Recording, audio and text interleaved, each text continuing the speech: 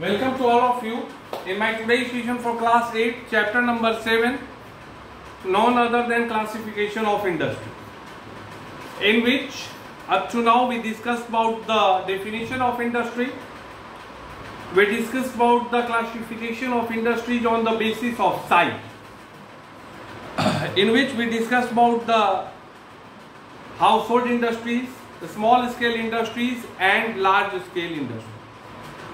अब आता है सेकेंड इंपॉर्टेंट थिंग कि ठीक है सर, आपने on the basis of size तो बताया, अब चर्चा करिए on the basis of raw material. Raw material का मतलब क्या होता है? मतलब कच्चा माल, जैसे लोहा,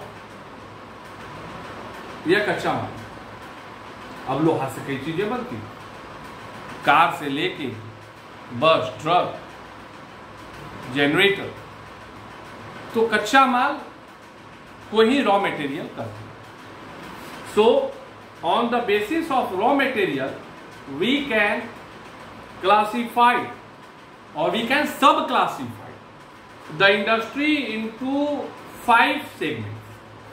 First one, agro based industries. First one, agro based.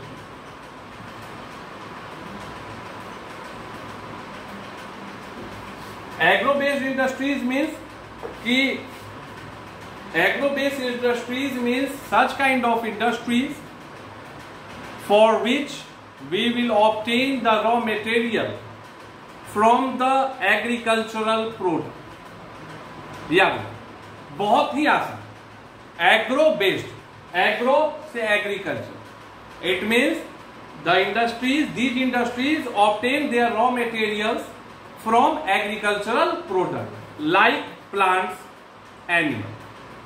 Like for an example, cotton textile, jute textile, silk textile, food processing units. These are the examples of agro based industries. आसानी से समझे, उदाहरण देखो, कॉटन टेक्सटाइल, कपड़ा, कपड़ा के लिए सूती, कपास कहां से आया? खेत से आया। जूट के लिए जूट कहां से आया? खेत से आया। सिल्क टेक्सटाइल के लिए सिल्क कहां से आया? एग्रीकल्चरल वर्क से आया। So these are going to be known as agro based industry. Second क्या है? Mineral based. सेकेंड क्या है? Mineral based. Mineral based industries, खनिज पर आधारित। तो mineral based industries means very simple. अब लाइक कॉपर है, एल्यूमिनियम है। एल्यूमिनियम का क्या होता है? बॉक्साइड होता है। कॉपर का है, फिर लोहा का फेरस, फेरिक है।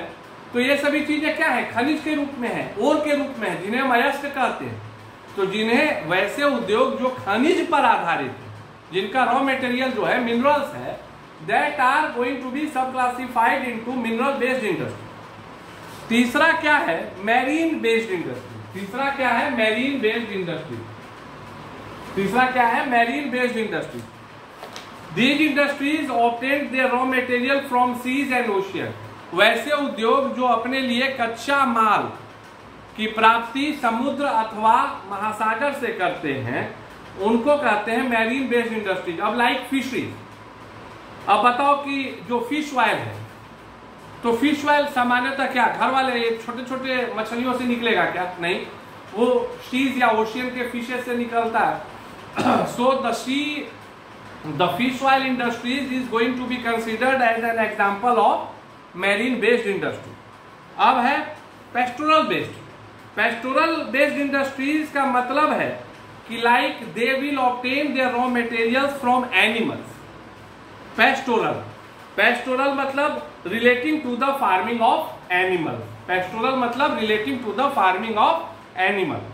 सो like for an example, sheep, cows, goat, these are the example of, or the we can say that sources for getting the raw material, and by the help of the industries we can produce flesh, milk, horns, bones, hides, etc. and etc.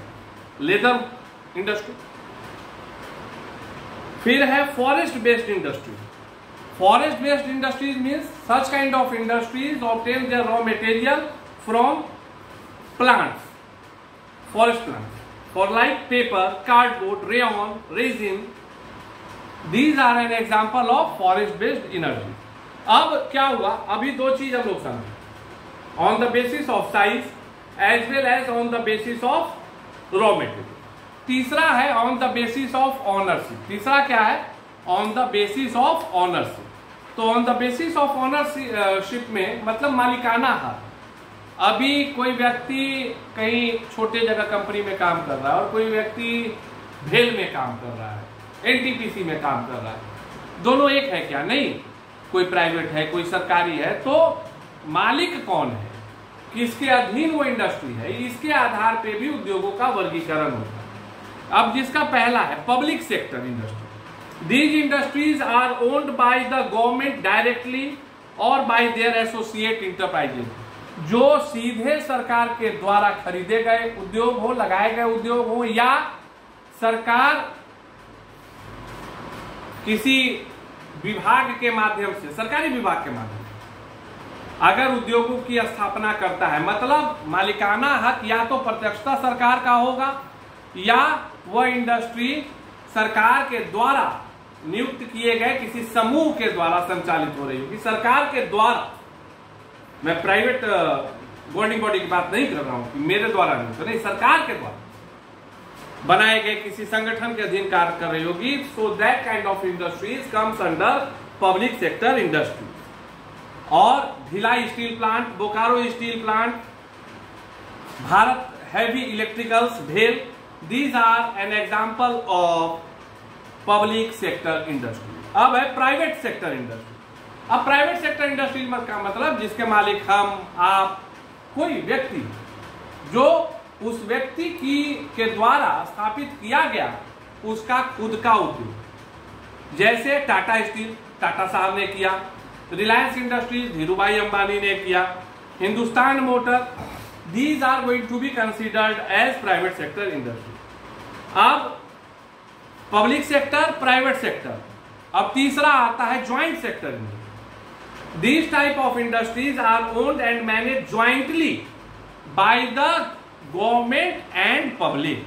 वैसे उद्योग जिसको सरकार और निजी दोनों साथ साथ मिलकर चलाते हैं उसे ज्वाइंट सेक्टर इंडस्ट्रीज कहा जाता है। जैसे इंडियन ऑयल, मारुति उद्योग, मारुति उद्योग का नाम सुने होंगे, अभी मारुति सुजुकी है, Gujarat alkalies, these are an examples of such kind of industries in which government and as well as individuals are having their proprietorship। इन दोनों का मिला हुआ स्वरूप है। जी अभी आज के समझ में समझ लो कि एक तरह से पब्लिक प्राइवेट की सरकार भी है और निजी भी है, दोनों मिलकर चला रहे हैं। फिर एक आता है cooperative sector industry. These industries are owned by individuals with common interest. Generally the members are the producer of raw material. अभी जैसे मान लो कि मखाना, अभी बिहार में एकदम छाया हुआ है मखाना,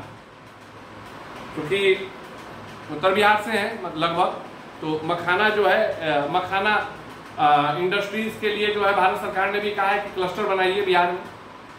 तो अभी अब जैसे 10-50 फार्मर्स हैं जो मखाने की खेती करते हैं, उन्होंने क्या किया, एक समूह बना लिया और मखाने की खेती वो कर ही रहे थे। उन्होंने फूड प्रोसेसिंग प्लांट लगा लिया और मखाना का पैकेजिंग वगैरह जो है, क्लीनिंग, निकालना, साफ करना, पैक करना, एक फूड प्रोसेसिंग यूनिट लगा दिया। तो अब जो वो प्लांट लगा जिसमें मखाना पैक होके बिकेगा, जो कि वो 50-100 किसानों के द्वारा ही स्थापित किया, that will come under cooperative sector industry. जैसे लिज्जत पापड़, सबसे अच्छा उदाहरण जो कोऑपरेटिव सेक्टर इंडस्ट्रीज का आपको रखना है, लिज्जत पापड़। और multinational corporation, industries which are set up in more than one nation, एक से ज्यादा जगहों पर अगर, is known as multinational. National corporation, national corporation मतलब देश में, मल्टीनेशनल मतलब मल्टी, कई देश। इस तरह से तोड़ के समझो, दिमाग में रहे। सो एग्जाम्पल, उदाहरण माइक्रोसॉफ्ट, मल्टीनेशनल कॉर्पोरेशन, क्योंकि कई देशों में है। So these are the segments or sub-classification of industries on the basis of ownership. In my next session, we will start discussion over the types or subtypes or sub-classification of industries on the basis of output. Thank you.